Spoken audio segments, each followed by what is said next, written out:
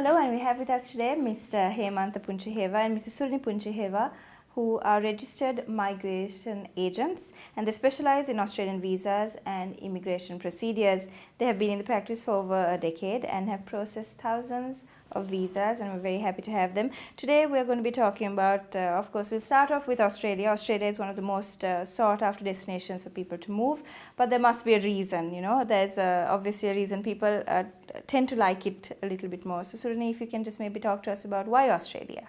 Right, a lot of people come to Australia annually, and there are millions of visas issued for people to come to Australia for various reasons.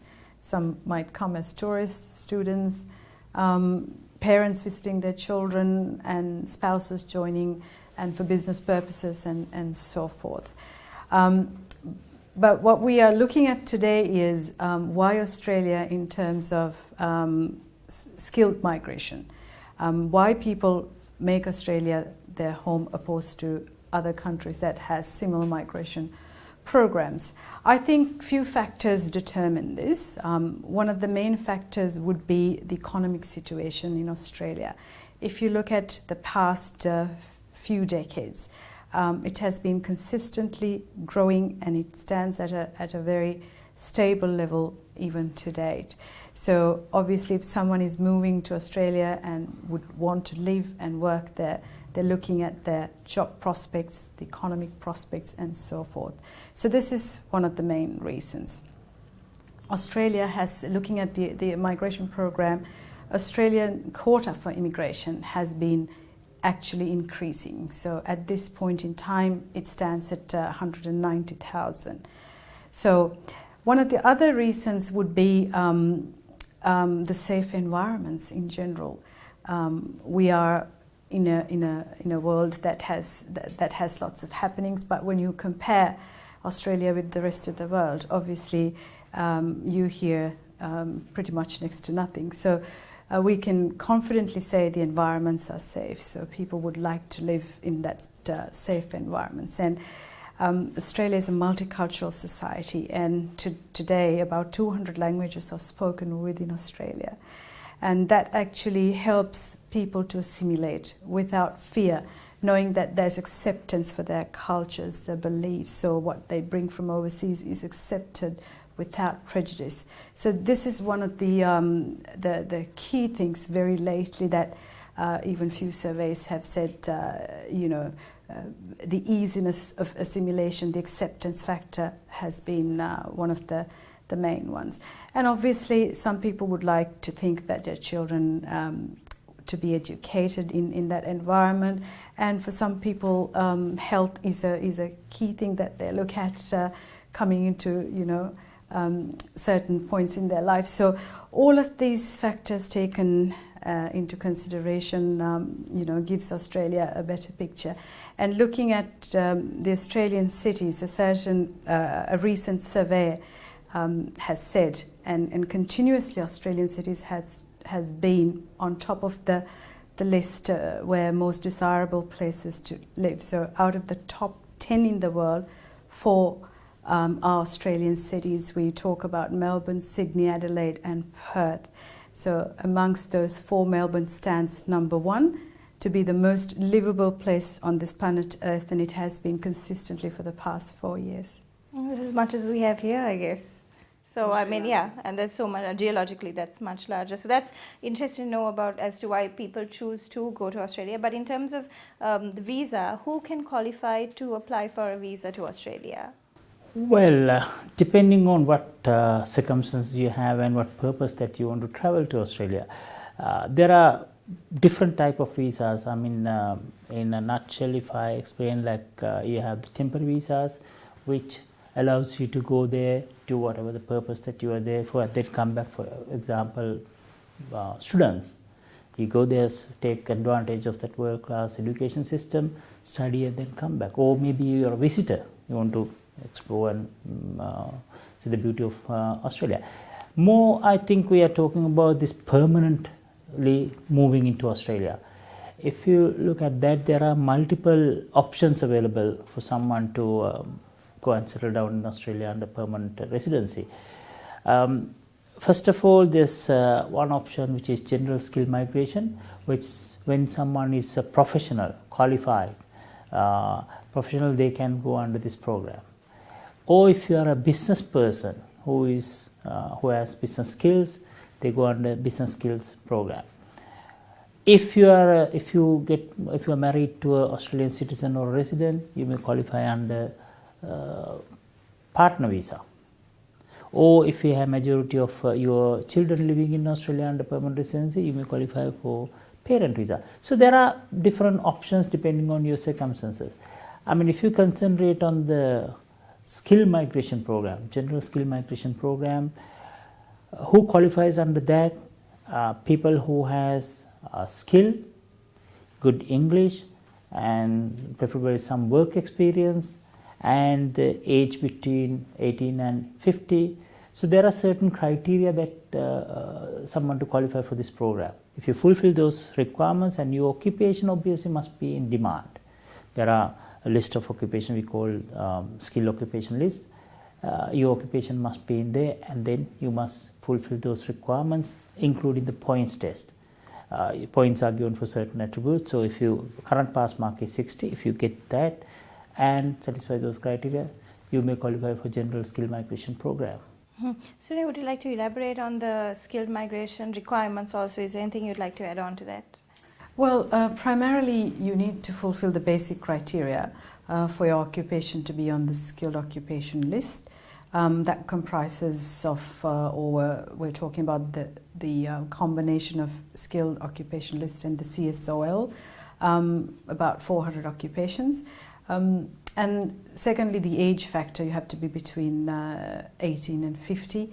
And then, as Hemantha just pointed out, the English skills, and also a point test of 60 points have to be met. Those are the basic criteria.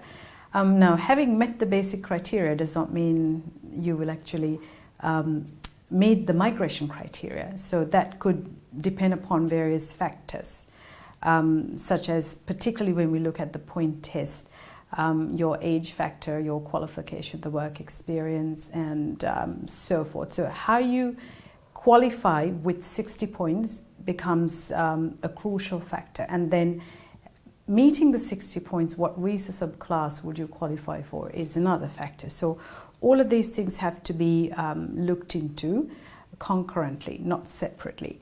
And then only we can actually start processing your application. Now, talking about this point test, it seems somewhat technical. Can we talk a little bit about how that works? Yes, I think if I touch base on that visa subclasses, under general skill migration program, there are 3 visa subclasses.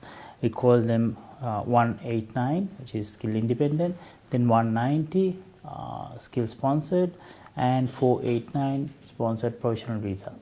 So depending on how you satisfy the points, you may, and what's the demand for your occupation, you may qualify for one of these visas. For example, 189 skill independent, you must satisfy this 60 points on your own.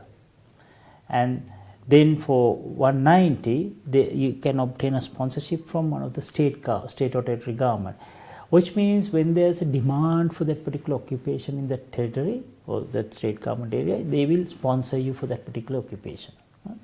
So that way you attract more points, plus you will qualify for that particular visa.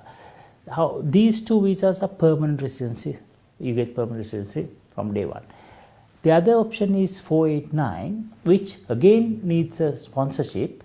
That sponsorship can be obtained from the state government or by a blood relative who is a qualified blood relative. There are certain criteria that they have to satisfy. If they are that criteria, then you might be able to get the sponsorship from your blood relative.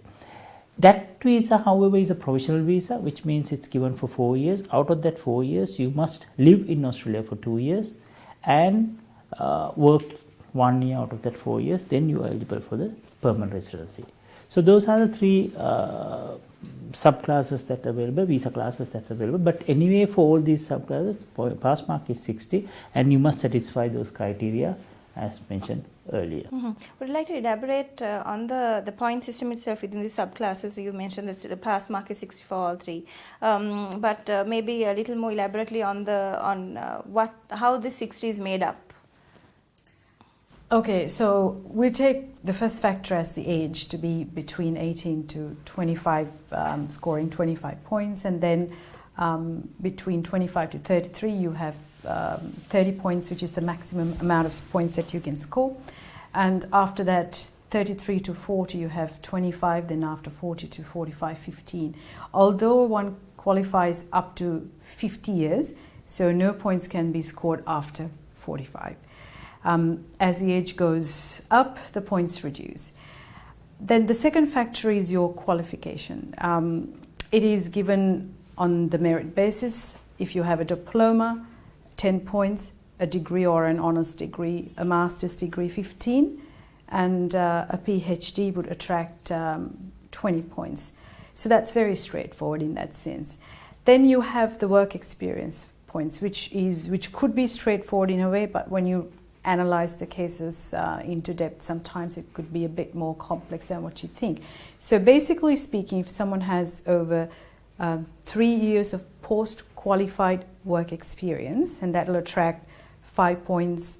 5 years of work experience will get you 10 points, and 8 years would get you 15 points. So amongst this, you would have now gotten over half of the points required, which is 60. All right, so then comes up the English language, where the rest of the points can be scored. Now, when you talk about migration, you would need in most occasions, you would need to demonstrate that you have a good knowledge in English. The way you do it is through different tests, and if we take IELTS as the basis, one would require 6 in each band to qualify. But this does not attract points. Now we're coming back to the points test. If you want to attract points for your English language, if you score 7 in each, and that will get you 10, 8 in each equivalent would get you 20. So by this time you would have at least about 55 to 60. And then there are other ways and means you can actually attract points. These are through your spouse's skills, studying in Australia, then most importantly state and territory government nominations. This is one of the key elements, and a lot of the applicants these days would be utilizing the points not only to qualify, obviously to meet the visa criteria, consequently will get them a permanent resident or a temporary resident visa. All right. My next question would be, how would an applicant obtain the visa, and what are the mechanisms involved in obtaining a visa? Well, that's a very complex process. As with all visa questions. It's a very detailed thing. Yeah. I'll touch base very briefly about it. The visa process has 3 steps. First step is getting the skill assessment, which means getting your qualification, your work experience evaluated through a government appointed agency in Australia, and they will evaluate and say whether you have the requirements met for that particular occupation. Depending on your occupation, there are different, we call them assessing authorities, who has set of requirements laid out. If you meet those requirements, you may qualify. It is essential to get positive skill assessment for you to move forward. If you have a negative, once you apply, if your skill assessment is negative, that is end of your visa process. So that's the very first step. Once you get your skill assessment sorted out, if you have positive skill assessment, you can move into second step, which is the EOI, we call it expression of interest, which you present your credentials to the department, and then on the same token, same time that if you are going under the sponsored visa, the government sponsored visa, you may seek the government sponsorship at that level. So you lodge an application for the state or territory government asking to nominate you for that particular visa. Once that's been done, you may receive an invitation. So that the EOI level that you seek the sponsorship also, and then once it's successful, you will get an invitation. Once you get an invitation, you lodge the visa application. Visa application is the legal process. You lodge that application with the department, and then go through that process. Finally, you will receive the visa, whether it's independent or sponsored, whatever the visa is. That's the process in a nutshell. And then you, once you get the visa, you have a period of time to travel there and settle down in Australia. So during this conversation, you mentioned something about sponsorship. Let's talk a little bit about that and elaborate on it. Okay, sponsorship is actually a very vital aspect of the General Skill Migration Program. Now, when you talk about sponsorships, we're talking about two different types of sponsorships here. One is relative sponsored, the other category is the state government sponsored. So amongst that also you have the temporary option as well as the permanent option. So let's look at the subclasses that we discussed earlier. We said 190 subclass, which is a permanent visa sponsored, and this could be sponsored by a state government, which actually attracts 5 points. And then you come to the 489, which is a temporary option, and here 10 points attracts, and it could be given by a relative or a state government. So either one would be fine. But there is a bit of a tricky thing when obtaining a 489 sponsorship and also 190. I'll talk about the 489 first. Now, if you are sponsored by a blood relative, first of all, the relative must be living in one of the designated in Australia for the purpose of migration. So having confirmed their eligibility to sponsor, then obviously the next thing would be to see where, in which list your occupation would be placed. Is it either on the SOL or on the CSOL? Legally, technically speaking, your occupation must be on the SOL for a relative to sponsor your visa. And on the other hand, a 489 candidate could be sponsored by a state territory government, and it does not have that restriction. So if your occupation is on the CSOL, which has the largest amount of occupations, and the state is willing to sponsor you, that could be acknowledged. However, with the 190 visa as well, the same type of mechanism applies. Generally speaking, your occupation must be in the CSOL, which is the Consolidated Occupation List.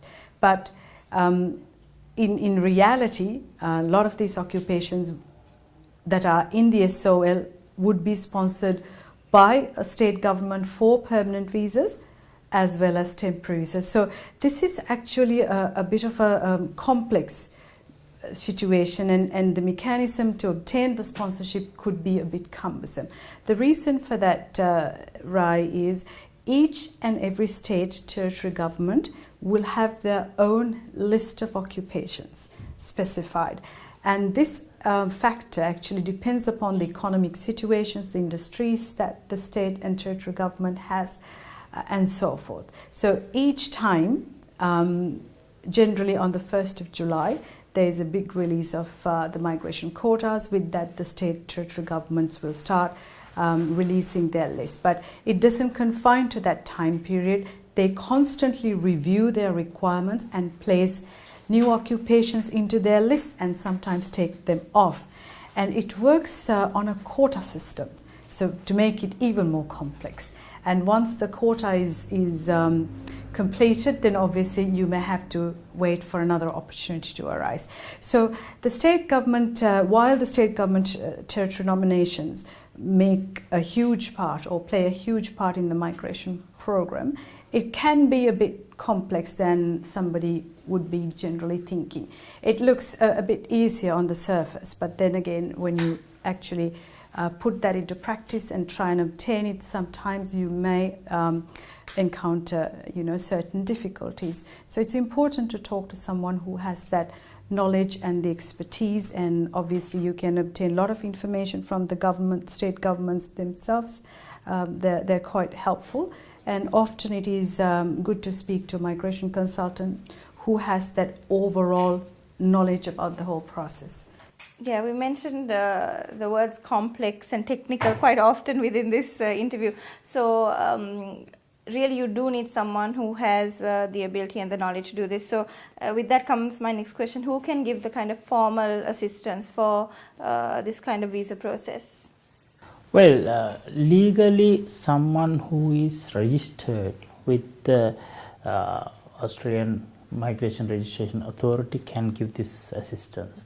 For someone to be registered with this authority, they must be Australian resident and they must go through some rigorous training, legal training, then qualify for this particular occupation. Then we call them registered migration agents. They are the ones who can legally give assistance for someone to do the migration process. I'm an experienced person. I mean, typically like talking about somebody like me, which I have been in the industry over a decade. So, which every year I had to go through certain training process, because the thing is that this law keeps on changing. Every year there are new legal points added, and then the process change. So every year we had to train for this new legislations. That's why this license, we hold a license. So this license renewed yearly, annual basis, because you do certain training, and then your license are renewed. Which means a person who is registered with the Migration Registration Authority has the level of knowledge to assist you to obtain your visas. So that's the person who can give you some assistance to do this process. Mm-hmm. The process of migration is quite daunting if you're trying to do it on your own. So hopefully the information we've shared will help someone make the right decisions, and at least go towards someone who is able to help them make those right choices. And that's what we were discussing today. Thank you.